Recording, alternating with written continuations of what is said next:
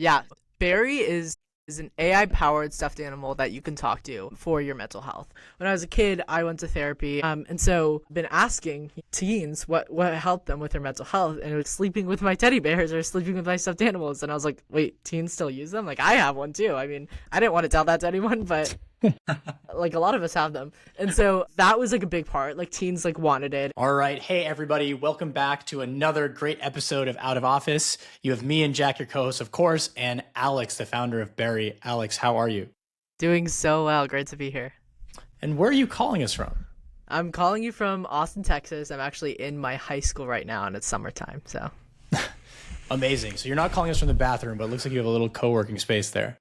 yes, exactly. Yes. Okay, amazing. Summertime. Why are you at school?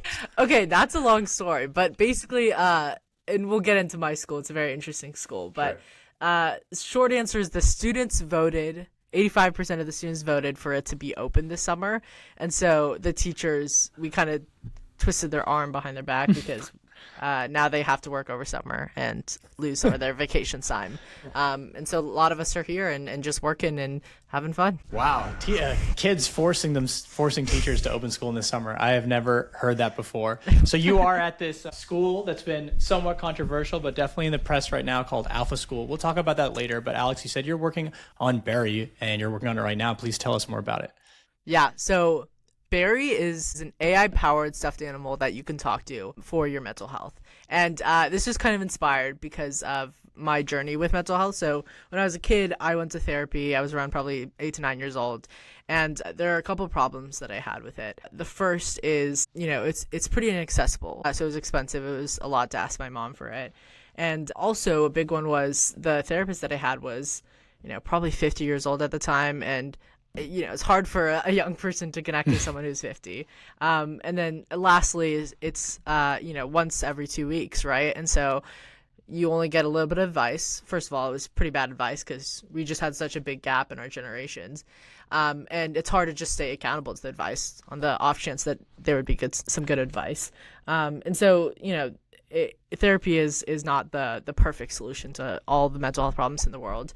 It's a pretty good one, but it kind of failed for me, traditional therapy. And so I learned how to kind of cope by myself, and I learned how to do that. But then I entered high school before I came to Alpha. I was at like a top 40 public magnet school, working 8 hours at school and then at the very least 2 to 4 hours at home doing schoolwork. And it was pretty tough to keep up with that lifestyle. You're getting very little sleep, you can't focus on your health or hang out with people or, live your life as a, 14, 15-year-old.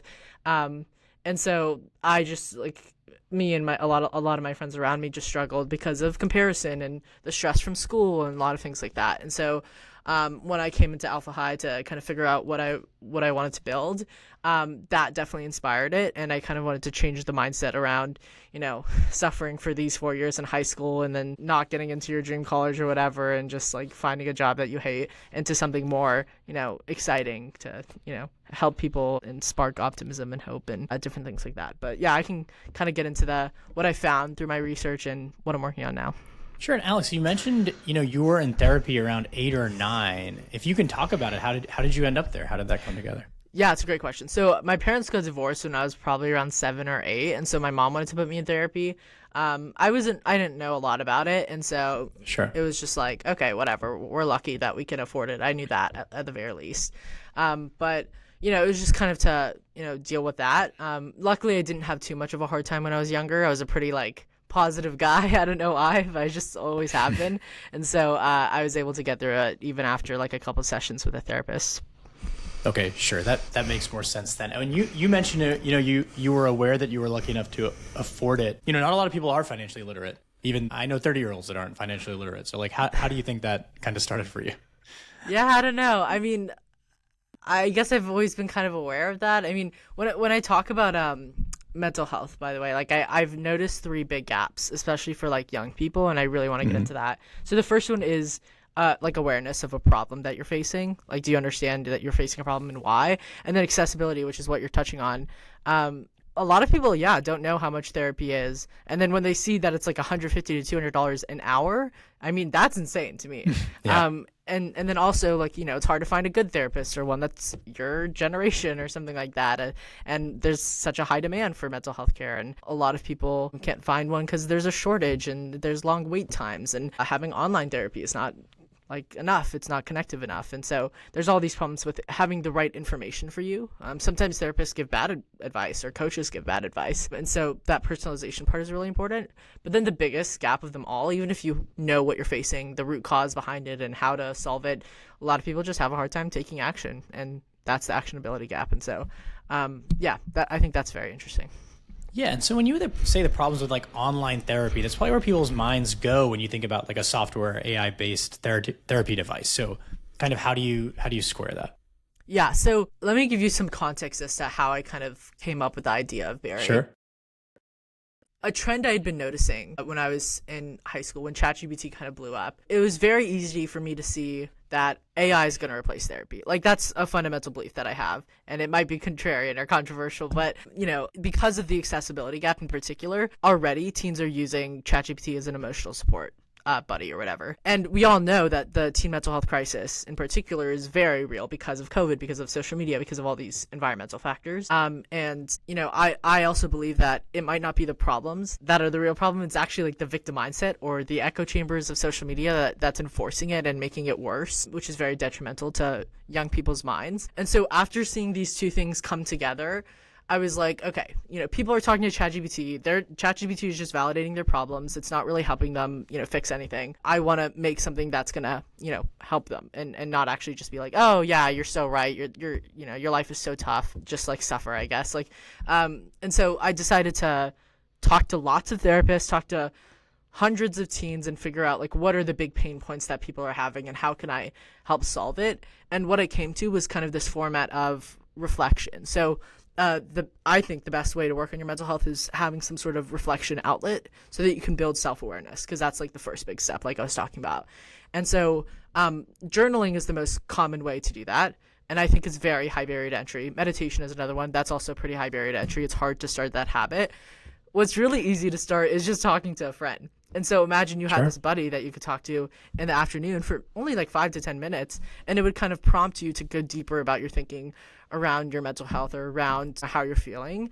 And so that's kind of the thesis. Can this, AI plushie or stuffed animal that you can hold, that you can talk to about your problems, if you talk to it for 5 minutes a day, can that compound into good mental health? Yeah, you've had traditional therapy. It sounded like when you were younger, you went through traditional therapy. I'm not sure if you were doing therapy 3-4 years ago before LLMs became pervasive. What has been the big difference? Because I was a kid who was in therapy. I was depressed the old-fashioned way. I didn't have LLMs to sort of talk to when I was your age, so I was just sat in my room. How do LLMs make a difference? You mentioned validation, but I'm also curious. I know therapists have a problem with validation as well. How do LLMs change that? Do they fix it? Can everyone do this? I know like how stressful high school is. Just curious like how you felt the delta between the two and how you use it personally. Yeah, that's a great question. So that's a great point. Therapy also has this problem of validation if you don't have the best one. And I like to say that therapy without homework is the greatest form of gratification of all, because you're just in this feedback loop of being validated. But I think that's pretty rare. Most therapists are pretty good about having some sort of assignment or something to act on. And the trend I've seen with LLMs, because the whole thesis of LLMs are, the backbone is a transformer, it's just trying to predict what you want to hear next, right? Yeah, it's just a prediction algorithm. It's very deterministic. You probably want to hear everything's tough, like, oh, you're right, like that sucks. And so that's kind of what I'm talking about when it's this another form of validation feedback loop for teenagers. And it's easy to get sucked into that because it's happening on social media. When you look up mental health on TikTok, you'll find people just crying into the camera and being like, oh, the world is ending. And it's very sad, which I kind of want to change. Do LLMs, so in aggregate, do you think LLMs are actually not a solution to the problem, but maybe, I want to hear about yours, and I'm maybe setting you up to talk about yours a little bit differently, but LLM therapy, just talking to GPT, is the consensus that it's generally not a good thing? I would say that, yeah. Yeah, from what I've seen around teenagers particularly, yes. Yeah. And so where the difference comes in, to hit your point, is number one, context. So when you have memory about a person, you're able to going back to the accessibility gap, you're able to tailor the advice to what people are specifically struggling with. So, people can feel depressed, but for different reasons. And so it's important for you to understand the root cause and to understand how you can solve that. And context is king there. And then the other side is just having, I guess, a bit more of a pushback from LLMs, because rather than training it to be like, just say what the user wants to hear, which is valid. That's like what LLMs are used for right now. It's efficiency of knowledge. So give me what I want to hear. But sometimes you have to hear the things that you don't want to hear, the things that you need.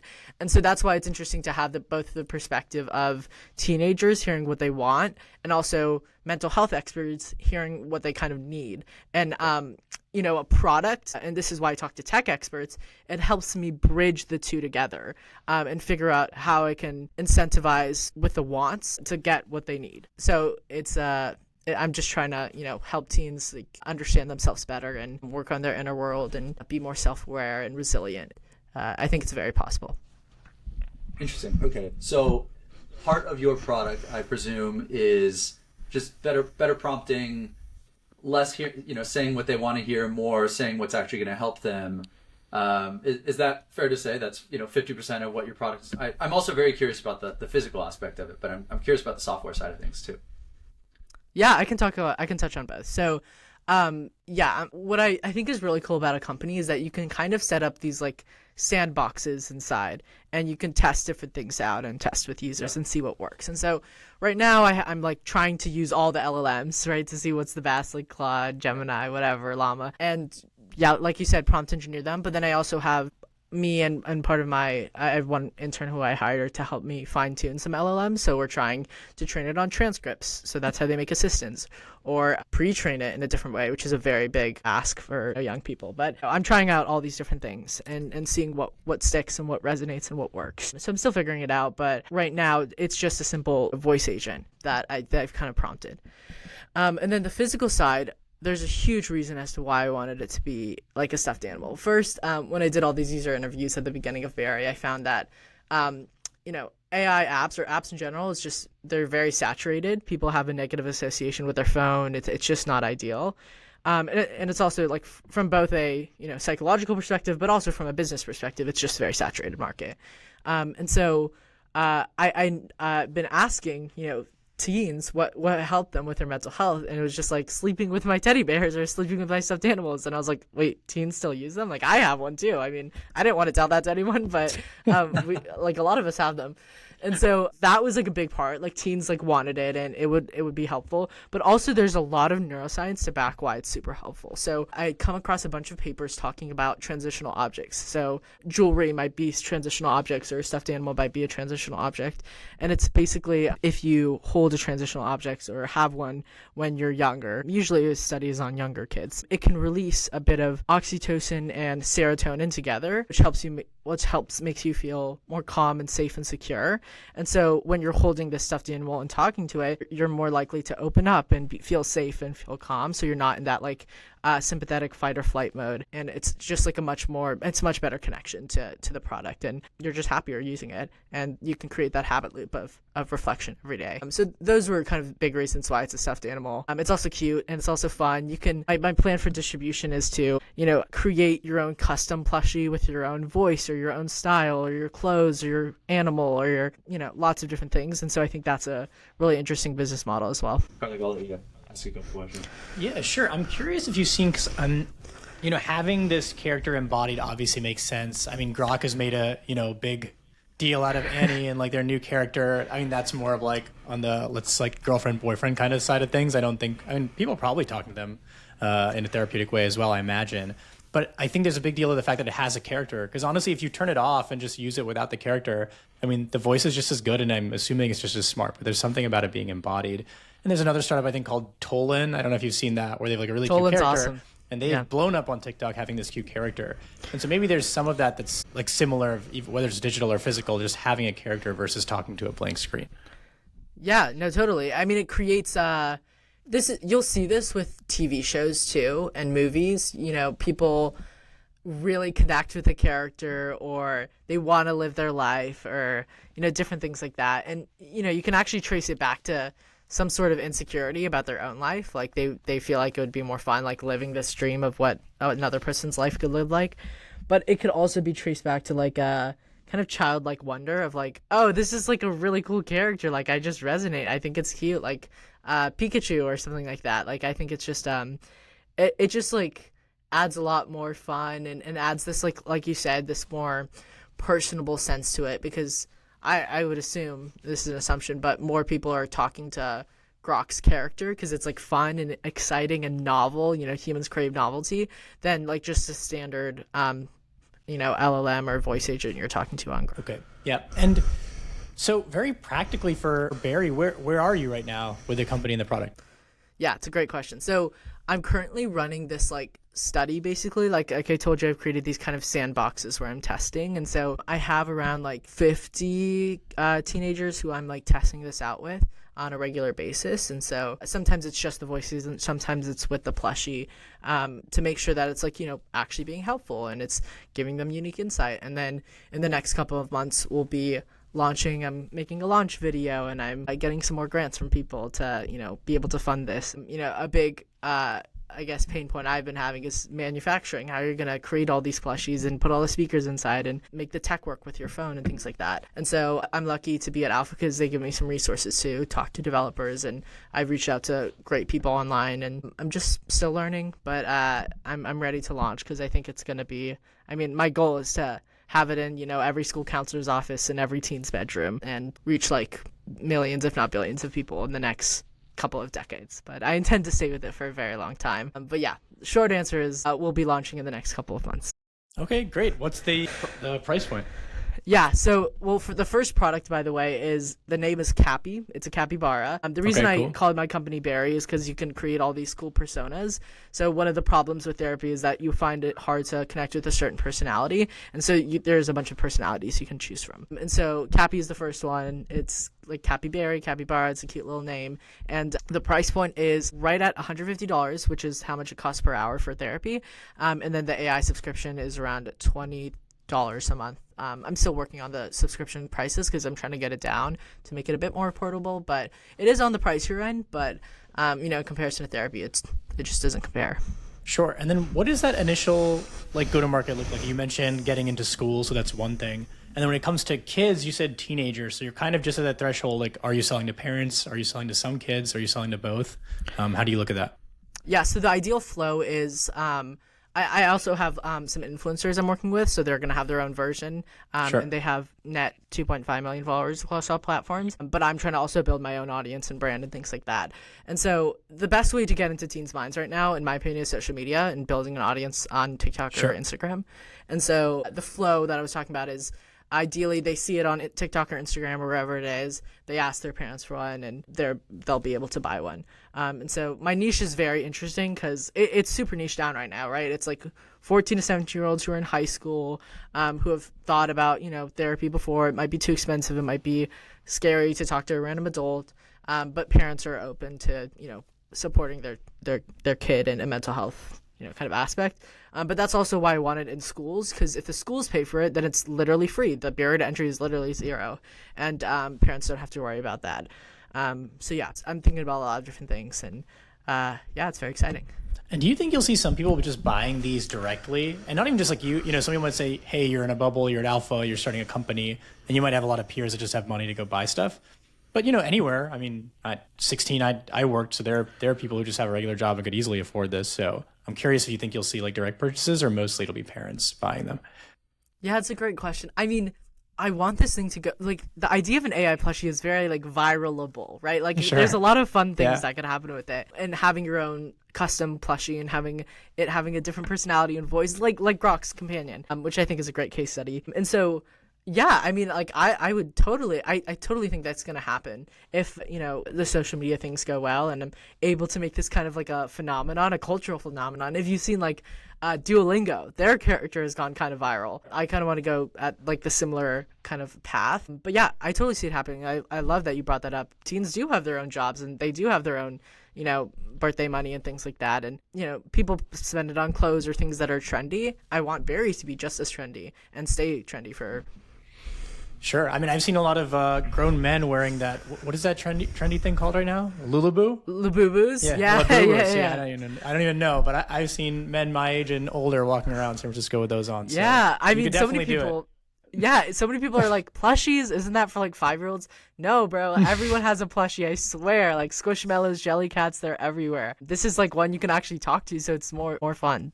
Sure. And when you say customizable, do you mean more on the software, like personality side, or do you mean the physical side as well? Both, yeah. I mean, like, you've seen this with Build-A-Bear. Like, they had the like little voice box inside, and you could dress it up, and it would be different colors and stuff like that. Yeah, it could be on both sides, but now it's like 2x because of the software you can make. One idea that someone came to me with, which was really interesting, is if someone's parent is in the military, they could record their voice. Like I train models on my influencers' voices, and I could train a model on their voice, and it would be like talking to your parent who you never get to see, which I think is super amazing. But obviously that comes with like a lot of like the safety risks. Like, can you talk to Barry for too long and think of it as a friend? Like, there's a cap on how long you can talk to it. It's only 60 minutes, and then I can show you guys the app, but the app has like names of your friends, and after 60 minutes it'll be like, stop talking to me, go talk to Jack or whatever. And so Interesting. Yeah, I definitely am trying, like, I'm very transparent because I'm a teen building for teens. Like, I'm not trying to steal your data or take your money. Like, I want to help people. And so I think that's like a very big pro. Like, you're in control of the data. Like, you can delete Barry's memory on your phone, like, if you don't want it to know something about you, because I'm just trying to help you. And I think that's super important, valuable. How do you think about that balance of privacy? I'm sure there are things you need to collect to make Barry better. So how do you think about that? Yeah, so I've been working on this a lot. Initially, I have this study group who's willing to give up some of their data. Sure. So I can train it to be better. So I think when I officially launch, there will be, you've seen a lot of AI apps have this. I recently downloaded Whisper Flow, and they had this. It's like checkbox of like, do you want to make our model better? Like, genuine question. If you're okay giving up some data. And there's obviously a very cohesive privacy policy that I'm making with a lawyer to make sure like I'm not selling your data, but I will use it to try and retrain the model if you're willing to give that up. And obviously, yes, it has to have that memory, but I'm using a service that's like HIPAA compliant and stuff like that, so no one can tap into it except for you, and only you can see that, and the AI model can use that. Is there a reason you're thinking about HIPAA compliance? Are you going to go into like hospitals or something more regulated? Yeah, I mean, when you come into the idea of like school counselor's office or even therapist's office, like prescribing Barry to your patients or whatever to use after your sessions, in between sessions, it gets on the line of mental health, right? This is to help people's mental health. Like I said, AI's probably on its way to replace therapy, and so a lot of people are concerned about what advice you're getting, and it's a weird line because I'm sure you've seen like Atomic Habits or different things like that, self-help things. Like, I've been talking to Sahil Bloom, like some of his advice and James Clear's advice can lean on the mental health side, but obviously it's for your best interest.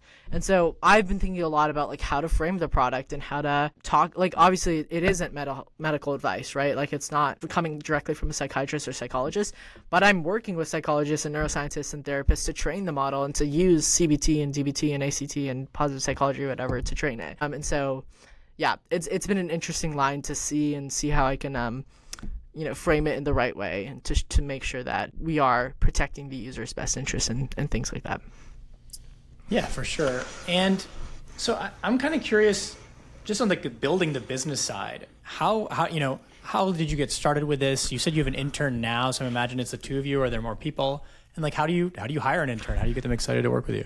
Yeah, so very interesting question, and this will kind of we'll get into alpha stuff too. Both my parents are dentists, so I wasn't really like, and they don't have their own practice or anything. They work for someone else, and so I've never been really exposed to building a business. I didn't really know what it was looking like. Sure. But with AI, you can learn to do anything, right? Like, you can truly learn to do anything. And if you watch, like, the best advice I got was like reading biographies and watching videos of success stories, like how Sam Altman built OpenAI, or Elon Musk or Steve Jobs, or all these people. You can just learn a lot by reverse engineering that. And yeah, I guess when it comes to finding the right people, I feel like one of the biggest questions when it comes to business is like, how do you hire the right talent? So I'm just like testing things out. Like, I'm just experimenting and seeing what works and who's fun to work with. So I have like 2 semi interns right now. It's weird to call them interns because like they're my age, they're my friends. Like I've known them from my like last school. They're both from my last school, and one who I met in my CS class was just the most interested in the class ever, and so I was like, hey, do you want to come work on this cool project or things like that? And then another one was interested in social media, and so I was like, do you want to help me with some content stuff or my launch video or whatever? And yeah, I just like I've learned to be a leader, like give structure, schedule calls. Like those are all things you don't like really learn about or like learn how to do. So I've definitely like made mistakes, but yeah, it's fun to play around with and to see how team dynamics work and things like that. Okay. And yeah, I mean, Alex, you should definitely get used to working with people older than you. I'm sure you're going to employ people double your age sooner than later. So you better start now. How do you balance this with school? Because you're still in school right now, right? Yeah. Okay. So this is where the alpha pitch comes in. This is where it gets super fun. Here we go. So like I said before, my old school was, 8 hours a day at school at the very least, and then at 3 to 4 hours of studying and doing all the random, assignments that I had to do. Sure. Very inefficient ways of learning. Because let's probably actually like 30% of the time I was learning, maybe less, maybe a little more on some days. But at Alpha, we learn in only 3 hours a day for the high school, 2 hours for the middle school. And we can learn all of our academics, get all of our academics done, get 15-50 on E and 5s on APs in just those 3 hours with AI apps. So we have no teachers. We only learn with these apps in the morning. And we sit down on our computer and we're doing practice problems and watching videos, and it's all powered by AI. So I can get into that. Let me know what you're interested in. But that's kind of the basic framework. And then once we do all of our academics in the morning, we eat lunch, and the afternoon is freed up to, at least for high school, work on a really interesting project, but also to learn life skills, to do workshops, to learn about the world, and really foster the love of learning. And so does that mean outside of your core education of 3 hours, can you use the rest of the time to work on your company, or do you work on your company after school? Yep. In high school, we want you to work on your company. Okay. Let me give you the framework. So in K through 8, mostly the afternoon is spent doing these life skills workshops. So we have 24 life skills that we try and teach, and I can go into some of those. But some of the workshops examples for the younger kids were running an Airbnb or creating a food truck and actually selling the food. Lots of really cool things. Running a mile. There was this really interesting workshop called Rowlingo. It was like something like you learn on Duolingo and then you have to do less rowing in the afternoon. Like, I don't know, it was some interesting thing like that. Okay. So we try to combine a lot of these life skills with exposure so that you kind of figure out. In Rowlingo, I found my passion for rowing and now I'm a professional rower or something like that. And so it's this mixture of like, let's cultivate this love of learning, this curiosity, this exposure, this self-awareness, so you can kind of figure out what you want to do. And then in high school, we get to this point where it's like, obviously not most people in high school haven't been going alpha for a very long time because it's a new school. But let's say you went through this process. Now you've kind of figured out what you're really interested in. Let's go super deep in that. And so I can go into how we figure out what we're interested in. But the thesis is we have this masterpiece project or Alpha X project where the standard is an equivalent to an Olympic level athlete. And so we're able to build these super big businesses or philanthropy projects or things like that that's impacting rule of million. So at the very, very least, 1 million people. And we're trying to build an audience and become experts and, build amazing products or amazing things for people. And we have students who are, also building AI apps. I have one student who's building an AI teen dating coach, and she got, I think, around 60,000 app downloads most recently, and is just learning how to monetize now. And then one of our students is an influencer. She has 2 million followers on TikTok. She's helping me out with Barry, but she's also creating an incubator for other influencer girls to turn their, distribution first platforms into now building products, because with AI they can learn how to code and stuff like that. And then we have one student who's making a musical. So there's lots of very interesting things. She sold out, twice at a Tony Award winning club in New York or something, and has influencer actors and things like that, and just amazing singers. We listen to their songs all the time. But yeah, it's really cool environment to be in. Everyone's really ambitious, everyone's driven, but also it's a lifestyle, right? Like in the afternoon, you're having calls with VCs, you're going out to lunch with VCs, you're figuring out your product, you're researching, you're doing all these things together, and then you're working, till later too. Like it's a startup, it's a business, it's a musical, it doesn't end at 4 p.m. But now we're opening a new track for people who might not want to live that lifestyle. They can just, get an internship or write a book or do philanthropy projects or play a sport or an instrument. It's still a high standard. with obviously high support. That's like our tagline: high standards, high support.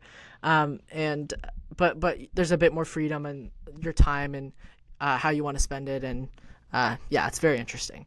But something I want to touch on before I get to the end of this masterpiece rant is how we kind of find it, because it's a lot to ask a freshman to figure out what they want to do for the rest of their life, or even just the 4 years of their high school. And so we basically have this program called Dream Launcher, obviously launching your dreams. And have you guys heard of the philosophy of Japanese philosophy named Ikigai?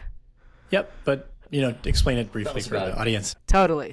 So basically, it's finding the intersection of what you're really good at, what you love doing, what the world needs, and what you can make a living off of. So a problem, a talent, a passion, and like money, basically. How can you make a living? And so we're trying to help cultivate this for every student. And to do this, we have something called the 168-hour week. And so in this week, for every 30 minutes of your day, you have to write down what you're doing. So the idea is to see, what are you naturally gravitating towards? What % of the time are you spending being a creator versus a consumer? If you're watching TikTok all day, it's pretty embarrassing to go to your guide. So we don't have teachers, we have guides. And to say, I was just scrolling TikTok. But it's interesting because you also see what you're really interested in and what you're passionate about. And so I found that I was just really interested in both AI and psychology and mental health and things like that. And so I was able to come to that with my guide, and I was thinking about the project. And then once you figure out the niche that you want to go into or the topic that you want to go into, then it's time to try and become an expert. So we do a hackathon where we build a prototype of a product, or we do a lot of research around something called a rabbit hole-a-thon. And the whole idea is to find your unique perspective on this topic or on this intersection of topics. And that's what we call a spiky point of view. And so the idea is to get from, we have this framework that we found called depth of knowledge, and it starts at depth of knowledge 1. Can you just recall the facts of what you're learning about? To depth of knowledge 4, can you create new knowledge in the space that you're in? And so I told you some of mine, which were AI is going to replace therapy. Most people would disagree with me there. Or the real problem with mental health for teenagers is the victim mindset, not the problems themselves. Things like this. And you have to, create, your product or your central thesis around it. And so obviously you can change. We've had seniors change their masterpiece, but the idea is to help you find what you're really interested in and what you're good at, and develop these life skills through this project.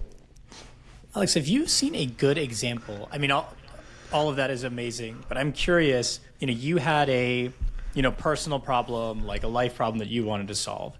And, most founders, that's kind of something that happens for them to start their company. But if I'm thinking about these ages, 14, 15, 16, 17, if you had a simple life and everything's good and, you don't really have problems yet, I'm sure that's like a common scenario, especially for those that could attend Alpha. So I'm curious, have you seen like a good example of someone who's come into that, not really knowing, but obviously a curious person, and gone through this process and actually found something great they want to work on? Yeah, I have a couple. I think a really great one is, I'll mention actually some of the people that I already mentioned. So Sure. For the girl making a teen dating app, she did this 168-hour week, and she came to one of our guides, Chloe, and she was like, the two things that I spend the most time doing are scrolling on TikTok and thinking about boys. Like, how can I turn this into a masterpiece? Sure. And so this Chloe was like, oh gosh. And most people would be like, it's over for you, just give up, like, you're done. But, the interesting culture here is we tried to turn that into a masterpiece. And so she Sure. made this idea of the AI teen dating coach, which is just insanely smart and is helping a lot of teens. And then for Sloan, the influencer girl, she was also at one of the best public traditional schools in Austin before she came to Alpha in junior year, which was the same year I joined. And she had built a really big audience, which is really cool. She did pageants and things like that. And, she really embraced the entrepreneurial spirit and found that, like, all the influencer girls have solved distribution. Now they just have to make a product and sell it to people and not stop doing these brand deals. And so that was really interesting. But that's definitely someone who's already been developing their passion. I think the girl who's making a musical is a really interesting case because it was less, maybe problem oriented or already had that foundation, and Sure. more like, what am I just like really interested in? Yeah. And it was being, she wanted to act or sing or things like that. And then she ended up making this musical, and she's been writing this musical for 3 years now. Like, she uses AI as a co-writer. She's been working with the plot. She learned about music theory and things like that. Very self-driven, like one of the most amazing cases. And I think it's just so awesome. What is the name of the So- musical? It's called 355 the Musical. It's about an agent in the American Revolution, a secret agent in the American Revolution, and it's super cool that she's made this amazing plot and a lot of fans, lots of fans. She's got like tens of millions of views on TikTok and things like that. But yeah, I think those are some interesting stories. But there's Sure. still like people who are trying to figure out like what they want to do, and they're still iterating with ideas. There's a lot of input from Alpha side. Like we have a lot of projects internally at Alpha that we're working on, and so you can try and help out there.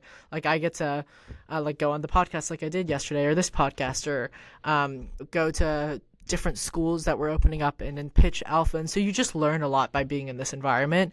And, you know, the function of this project or Alpha X masterpiece is finding those skills and finding what you're good at and finding what you're passionate about. And so it doesn't really have to be something that you're committed to forever, but it's great if it is. Alex, I'm curious. You did 2 years of standard high school, and now you've been at Alpha for, it sounds like, a year or two. Tell us about the difference in learning, because I know, like, my high school was 7 hours of you go to a few different classes. I think we did 5 or 6 classes. You learn like maybe a little bit in each class. I know you're going at the pace of the slowest student. I didn't learn anything in high school. Like, you know, maybe the 3 classes I learned stuff in were like the AP classes, prepping for the AP exams. But otherwise, I didn't feel like I actually learned anything. How do you guys condense all of that into 3 hours and seemingly deterministically pass all these exams and get good SAT scores? I'm curious, like, what's the difference? Yeah. Okay. This is a great question. So I always like to start off my answer with what is going on right now, like in the status quo.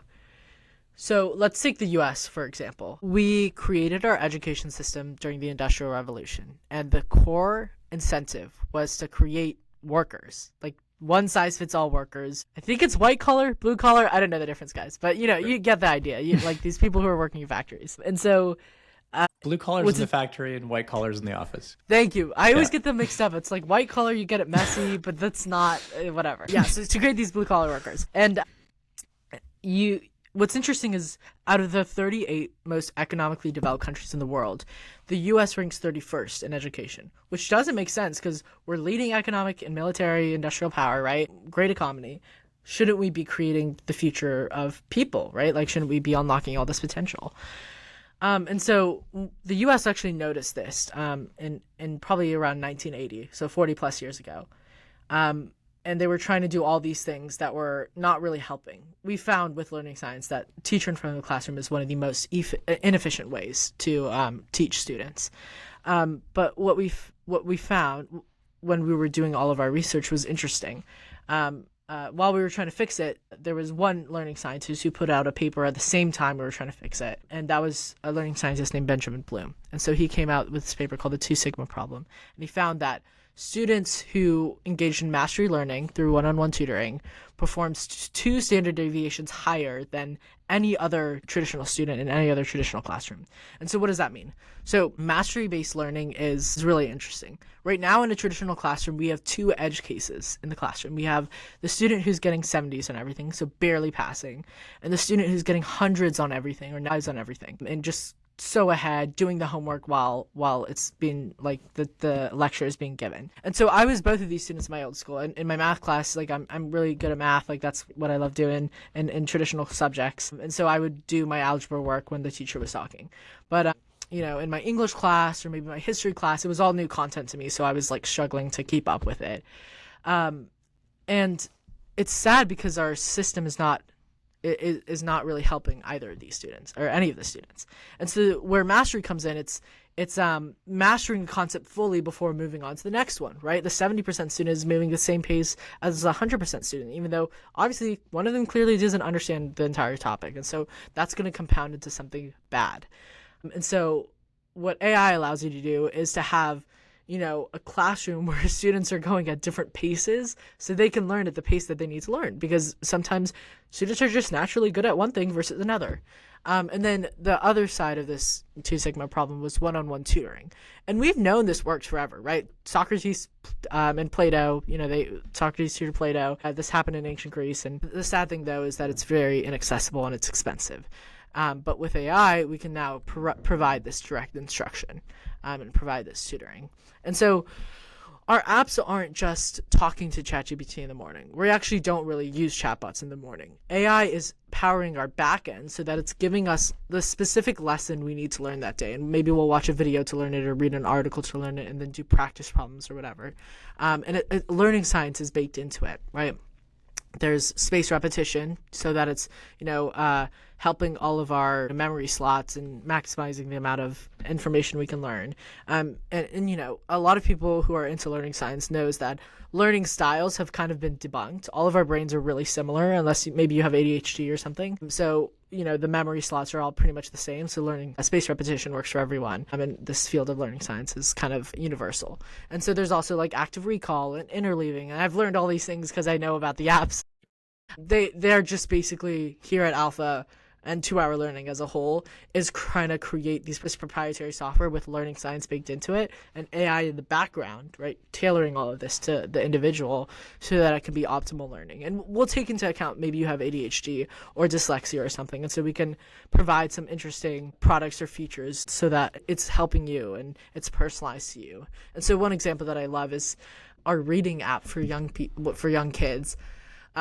I was the same as all of these kids who hated reading. I hated it so much. I found it so annoying and I was very disconnected to it. And so now with AI, you can create a reading story that has you as the main character and it's in your favorite Harry Potter world or whatever, and it's super engaging, and it's at the Lexile level that you need. So you're still learning this new vocabulary and things like that. And so yeah, that's kind of my thesis or my pitch around how we're using learning science and all of the new technology to make it the most efficient it can be. And is this a 3-hour block, or is it 3 1-hour blocks where you have a break between? Like, how do you get kids to sit still for 3 hours?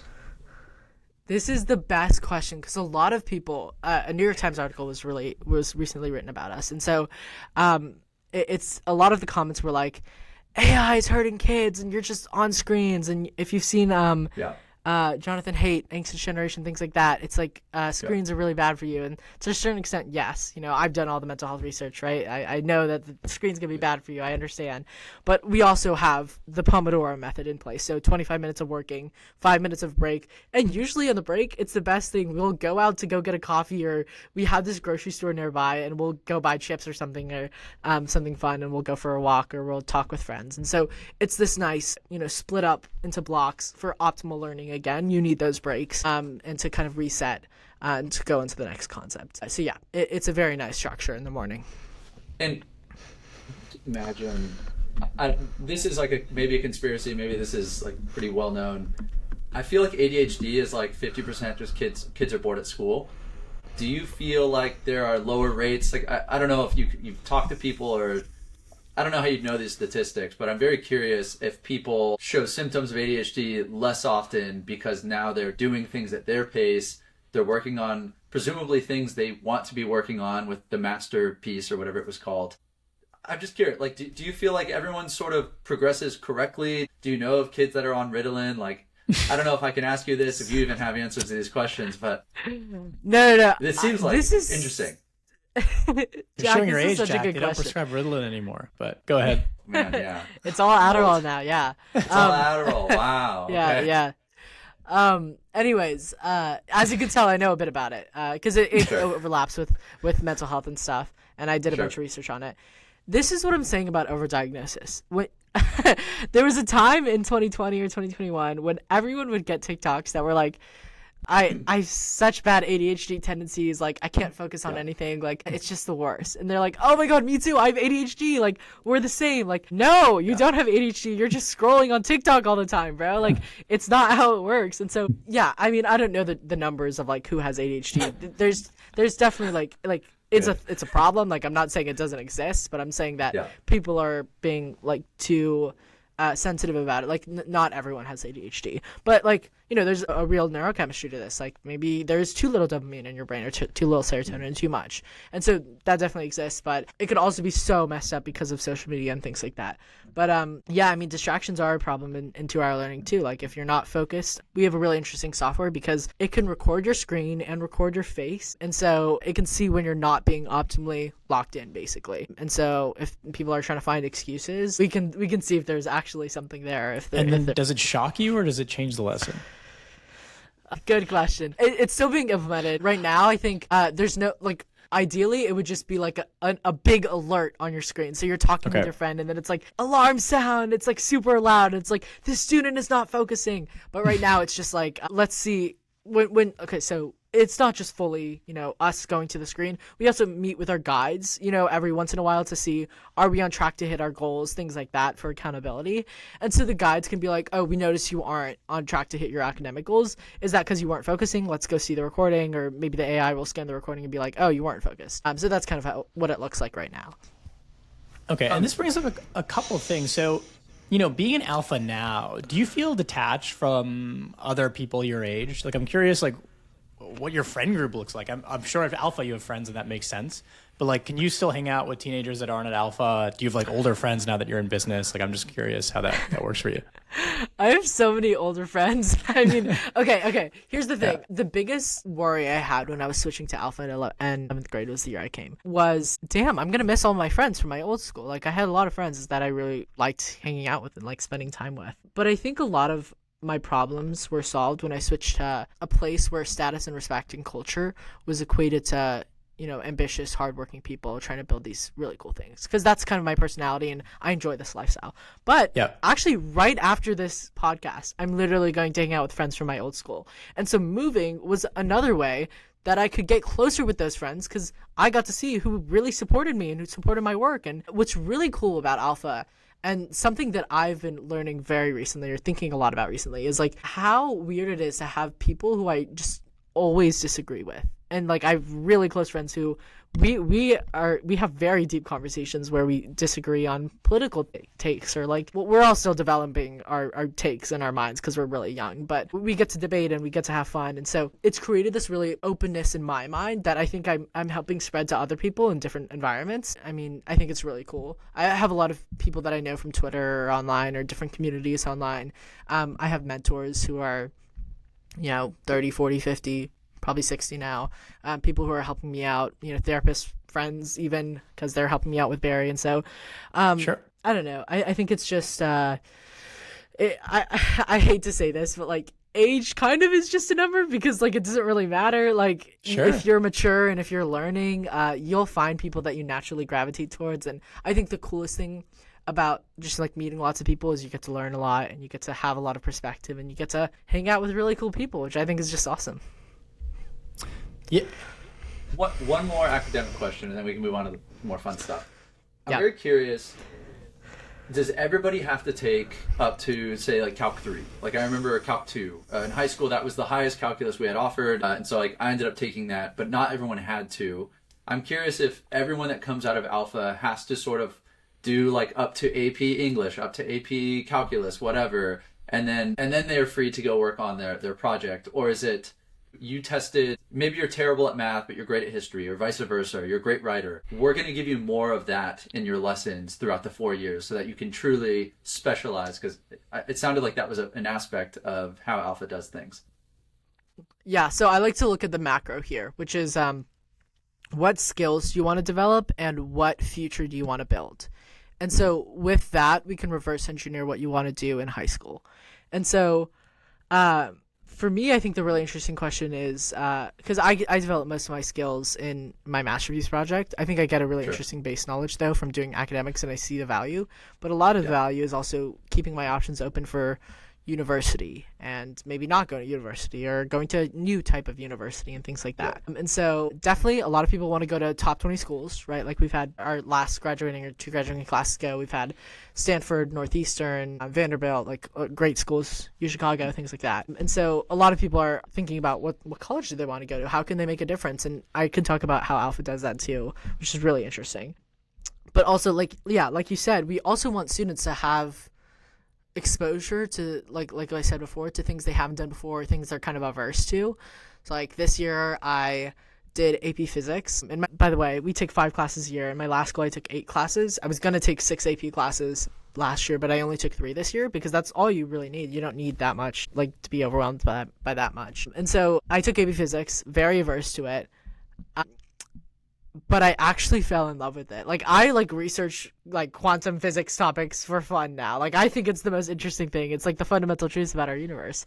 And so we had a student who created their masterpiece because they took an AP bio class in sophomore year or whatever, and they fell in love with epigenetics. And they didn't even get a 5 on the AP because it didn't cover what they were so interested in, which is like crazy to me.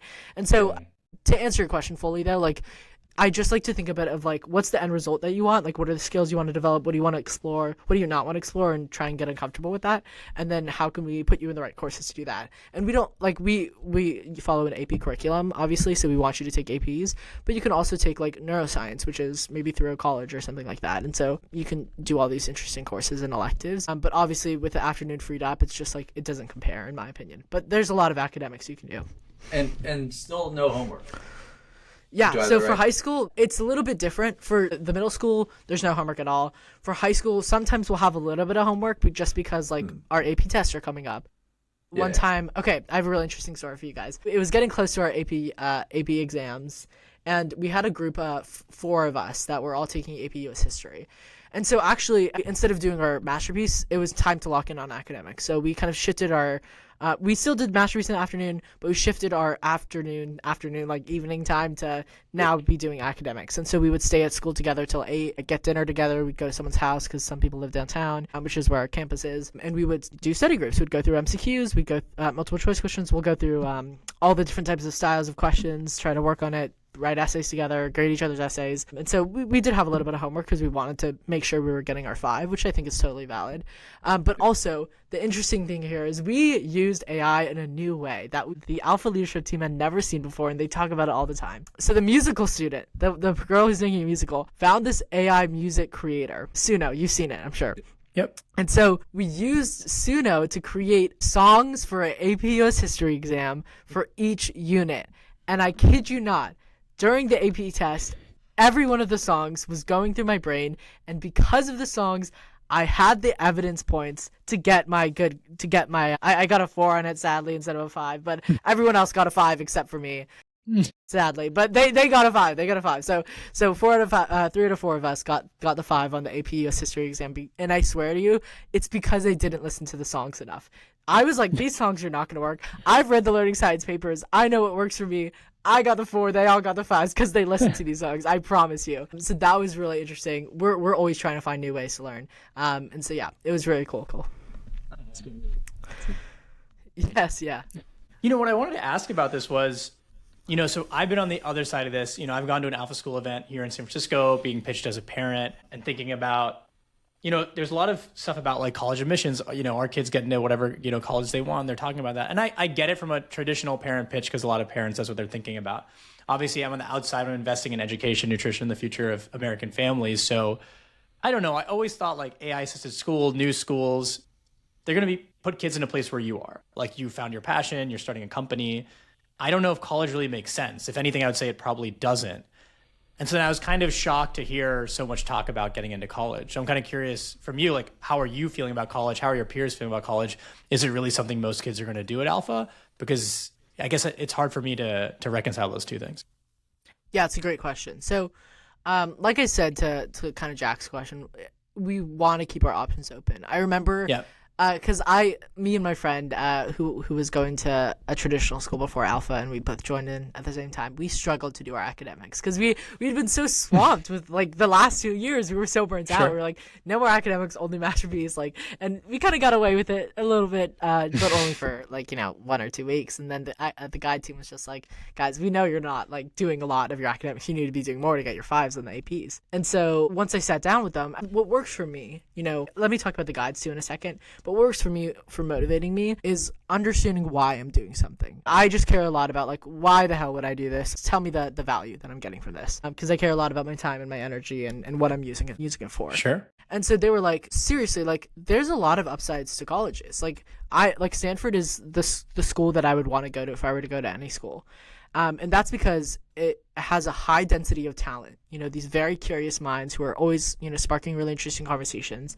You know, people like Sam Altman are always visiting. You know, you can just meet a lot of cool people there. Like, what if you meet your potential partner there? Like, it's a really nice campus and things like that. I'm a proponent of trying everything to see if you like it. And I think Sure. that's important with university too. And I'm lucky I can be able to go to one. And so I think just keeping your options open is important. And a big incentive, honestly, for people to going to high school, the big outcome of high school is getting into college, because that's what it is right now. And that'll change in the next 5 to 10 years. I fundamentally believe that because of AI and because of models like Alpha. But there still can be value. It's mostly social and meeting people rather than learning, because you can do that by yourself now. We've proved that the self-driven model works if you have the right motivation. But yeah, I think just the thesis is keeping options open and seeing what value you can get from different things. And the students who are in college that went to Alpha are making the most of it, even out of every one of the university students there, because your entire life in normal traditional school is getting into university. So when you get in, I talk a lot about arrival fallacy. It's like, oh, you've made it, like you can just chill now. But we think very critically about why we go to a specific university, location, people, research, etc. And so we're using the best opportunities out there to accelerate our work and what we're doing in our life. Yeah, and I really wanted to touch on guides real quick, because this is such a crucial part of the model. Like, we don't just have students without adults running around in the classroom, right? We have we have these guides who are meant for motivational and emotional support. They're actually doing a guide training right now. If you look at Mackenzie's Instagram, Future of Education, you'll see they're all of them from all the campuses. So the San Francisco one, the Santa Barbara one, the Miami one, the New York one, they're all the ones that are opening up. They're all together figuring out how to make the school the best it can be throughout all the different grade levels. They have homework. They literally have homework. They have to read books. They have to understand how to motivate kids. So they're putting a lot of intentional effort on how to, help people stay motivated. If you've seen self-determination theory or, talks about extrinsic to intrinsic motivation, they're all learning that. That's their specialty. And so they try things out, they test things, they experiment, and we're okay with that, because sometimes it's like the first week of school, I got $1,000 towards my Masterpiece account, and now I can use to, buy the next version of Barry or whatever. They did that as an extrinsic motivator to see if I could get a lot of this academic stuff done, and I did, and it worked. And so they sometimes have these competitions and leaderboards and things like that, and their goal is to turn this extrinsic motivation, maybe motivated by money or status or whatever, into intrinsic, which is curiosity and love of learning and love of doing what you're doing. So that's definitely super important. Yeah, thanks for sharing that about the guides. I mean, it really is a phenomenal program, and they're opening one in San Francisco now, which is pretty exciting. Not to go backwards too much, but talking about mental health, but also screen time. Screen time is a thing that comes up a lot. I personally think it's a misnomer. I don't know what your experience has been, but I wouldn't be talking to you right now without screens. Whether it's video games, then engineering, and then everything else I've done. If I was banned from using screens, I don't know what the hell I'd be doing right now. And so I think screen time is just an easy way to really talk about, in my opinion, algorithmic feeds and what slop or brain rot or whatever you want to call it. Like, that's kind of the garbage that we're all talking about that's ruining our lives. And I think it's always funny because we talk about this in the context of kids, like, oh, like Coco Melon is frying young kids' brains, and then it's like Instagram and stuff for like other kids. To me, I think it's just a human problem. There are people of every age that just burn an hour doing nothing on their phone. I'm sure everyone on this call has done that at some point. And so it's just a thing that affects every age. I don't know what you would say to that, but I always hear this as like a youth problem or a kid's problem, but I really think it's just a human problem. Yeah, I'm aligned with you. I mean, most of my work and how I'm able to learn so much and how I'm able to reach people like you guys and, build something really cool is because of my screens, like you said. And yeah. I kind of view everything as a relationship. Like I have a healthy relationship with my laptop. I'm really productive with it. And actually recently my aunt was like, can you do a full day without your screens? And I was like, yeah, but I don't want to. And I'm like, oh, I know that sounds like an addiction, and some people might call it that, but I'm like addicted to learning. I'm addicted to talking to cool people. Is that a bad thing? I don't think so. But you bring up a good point because, slop or whatever, brain rot or whatever, is the new form of trends in culture, which is really interesting. But it's also the new form of, hurting your brain. Right? Like just like alcohol was or drugs were. And like I said before, humans crave novelty. And so it's like you said, a human problem. Like, are you wanting to be instantly gratified and dopamine overloaded? Or are you willing to put in work to, invest in your future and invest in delayed gratification? And I don't think the solution is, banning screens because, that's what I said. A lot of our culture comes from and a lot of our connection comes from now. But I think it's kind of same thing what I'm trying to do with Barry, which is help people understand how to have a good relationship with their phone and their screen time or whatever. And really, again, I'm all about understanding the why. Like, why just do certain things affect my brain the way they do, or why is it bad to do this all the time? What are all the upsides screens can do? And I think, in my opinion, the iPhone or the laptop has been a net positive in our society, and it will be forever. And so, I think it's just educating in the right way. So like the wrong way is, SEL programs, in my opinion. Like, those don't resonate with teens or young people in general. What's an SEL program? Like social emotional learning. So in my old schools, I had these assemblies, or these in my young school, like when I was younger, I did worksheets or things like that talked about mindfulness or whatever. And whenever I think about that now, I just have such a negative association with it. I was recently taking an SAT at a public school, traditional school, and they had like posters on the wall that was like, have a growth mindset. That isn't doing anything, and money is going into that. Like, what's going on, guys? Like, where's all this money going? And like, it's really interesting to me because I think there's just like a crazy, maybe it's the generational gap. I'm still trying to figure it out. But like, all of these programs or whatever is not really doing much. Like, and maybe it's because we don't know what to do. Like, screens and AI create a new phenomenon around the world and how we think about things. And so we're just really slow to changing. And so I think just like the education, like true education, not these like, bad programs, is the right way to approach these things.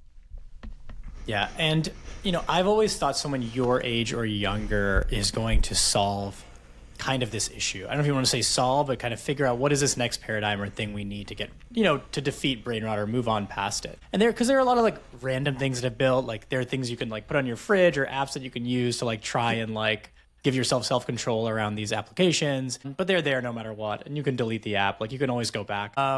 There are like devices, right, that have like a different kind of screen. There's all this stuff. So obviously the desire is there, but at the end of the day, I feel like these are all niches or they go away. And I'm curious if you think the solution, is it like a new kind of technology or device? Like, we've been on the phone for a long time now. It's something new. Is it something Johnny Ive and Sam Altman are going to make together? Is it something someone younger is going to make? Do you think it's a new device, or do you think it's mostly cultural, or do you think it's going to be business model with ads and stuff like that? Like, there's so many ways to attack this, but I think we'd all think there has to be a fundamental change, but I'm curious where you think it's going to come from, where we do look back and finally it's like, oh yeah, sloth, that was like cigarettes. Like, although cigarettes I think are kind of coming back, so I don't know how to use that as an example, but you get what I mean. This is a really good question, and there's so many variables, which is the problem in finding a solution, because like computing is now moving from your phone to, I think, a different device. Like, we're gonna have humanoid robots. You've seen Neo or Figure, Tesla, Optimus, whatever. Yeah. It also is probably gonna change to something more like glasses oriented. Or if you've seen, like Waves and Meta and Snapchat are all working on this, or Friend.com, which is like a pendant, Sorry to pause you there, but with Waves coming out, they had a splashy launch. Okay, it's a glasses with a camera. The launch video shows someone at a party, and you can just always press a button to capture like the last minute that you've seen. How does your generation, or you? I'll just ask you. You can't speak for your entire generation. How do you feel about that? Like, is that weird at a party? Because all I know is like, I don't know, if I was at a frat party, like, it would not be okay if someone was wearing glasses like that. Even as an undergrad, I don't know about younger, like, it would just kind of kill the vibe. So I'm curious how you feel about that, because I see a lot of devices and stuff marketed like this, whether it's a pendant, whether it's glasses, where it's just like you're just wearing a surveillance thing all the time. Yeah, it was so controversial, but I think Chris and Waves are some of the coolest. It was an incredible launch for what you want to get out of a launch. Is an incredible launch. So I'm not digging them there, but yeah. This is a great question, and as you can tell, maybe throughout this podcast, I'm like very much of an optimist, and so what I see when I think of these Waves glasses is like, this is a weird worry I have. Like, whenever I'm with friends, I want to capture the moment. Like, I care a lot about like pictures and writing my reflection about things. And I think that is the really cool thing about Waves. You can capture a moment that like will forever stay with you. That when you're really old, you can look back on this and like, that's like a true treasure of humanity. Like, everyone talks about the heuristic of when you're on your deathbed, what will you think about? Now you can see things that you've done. Like, I think that's so cool. Like, you'll have all these memories to reflect upon. And so with all this new technology and stuff like that, I think that's a really cool just aspect to it. It's like you can stay in the moment and like capture this in your memory forever.